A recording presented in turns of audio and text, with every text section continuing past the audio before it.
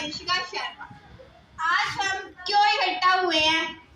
एक दशहरे का दहन करने के लिए, रावण का दहन करने के लिए। लेकिन मैं आज आपको एक स्पीच देना चाहती हूँ। अब आप में से कई यूँ सोच रहे होंगे कि किस पे स्पीच देगी, राम पे, दिवाली पे, मतलब वही भेंट चाल जो चलती आ रही है। लेकिन आज मैं आपको एक अलग टॉपिक पे स्पीच देना चाहती हूँ, रावण। अब आप यूँ सोचोगे कि रावण पे क्या स्पीच हो सकती है? रावण में तो बुराइयां ही बुराइयां थी। हम कहते हैं कि अच्छाई, बुराई पर अच्छाई की जीत, बुराई पर अच्छाई की जीत। लेकिन जिस इंसान में अगर आपने कह दो कि बुराइयां, क्या बुराई थी? अगर अच्छा, मैं मानती हूँ कि उन्होंने एक पर स्त्री को उठाया, हाँ उठाया, लेकिन आपने उसके पीछे का कारण जाना कि उन्होंने क्यों उठाया? तो आज अगर हम उनकी बुराइयों को छोड़कर उनकी कुछ अच्छाइयों पर बात कर लेते हैं।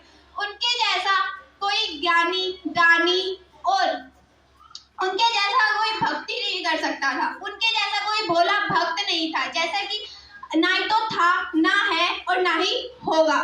वो इतनी ज्यादा भोले की भक्ति करते थे, शायद आज के समय में कोई भी नहीं करता होगा। और उनके जैसा तो कोई ज्ञान की तो उनकी कोई सीमा ही नहीं थी। अभी आप गौर फरमाइएगा कि अगर वो पुरुषोत्तम श्री रामचंद्र जी से युद्ध करने हैं तो उनमें कोई ना कोई बात तो होगी, ज्ञान तो होगा।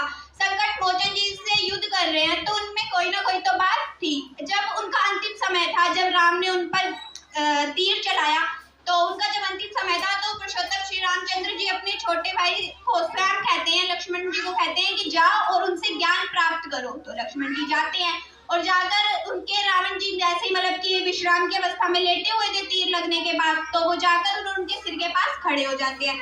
तो वो खड़े हो जाते हैं तो रावण अपना मुंह मोड़ लेते हैं। आखिरकार रावण था तो अहंकार तो था ही था, तो वो वापिस आ जाते हैं। वो कहते हैं आपने तो मुझे भेज दिया, लेकिन वो देखो मुझे देख के मुंह मोड़ रहा है। तो वो कहते हैं अच्छा। तो राम जी तो समझ जाते हैं कि ये कहाँ पर खड़े हुए होंगे।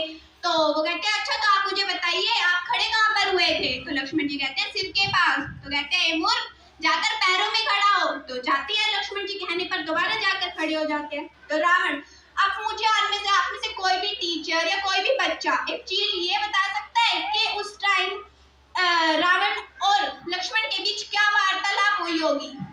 नहीं। और उनसे रावण ने सिर्फ एक ही बात पूछी कि लक्ष्मण मुझे ये बताओ कि मैं हारा तो हारा क्यों? तो लक्ष्मण जी के पास कोई उत्तर ही नहीं था।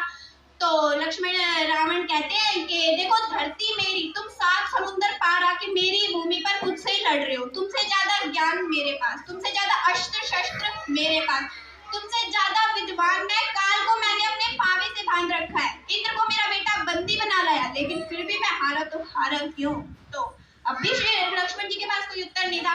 तो रावण एक ही बात कहता है कि वो तुम 7 समुद्र पार एक स्त्री की लाज बचाने के लिए आए थे और मैं लाज लूट कर लाया था, क्योंकि तुम चरित्रवान थे और मैं चरित्रहीन था।